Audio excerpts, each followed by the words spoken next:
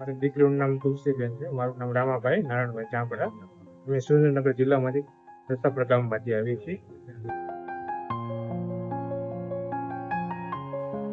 એક વર્ષ પહેલા ખબર પડી કે હૃદયમાં જે બ્લડ પ્રેશર છે એ વધારે નથી, થોડામાં ઓછું છે.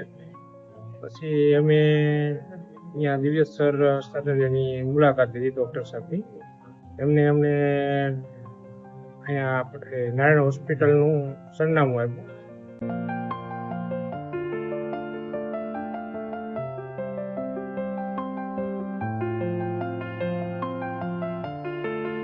હોસ્પિટલમાં અમે દ્વારા કોશિકા ફાઉન્ડેશન દ્વારા અમને સ્પોન્સર કરવામાં આવ્યા છે, અને અહીંયા અમારી પાસે કોઈ રૂપિયો કે કંઈ વસ્તુનો કંઈ ચાર્જ લેવામાં આવ્યો નથી.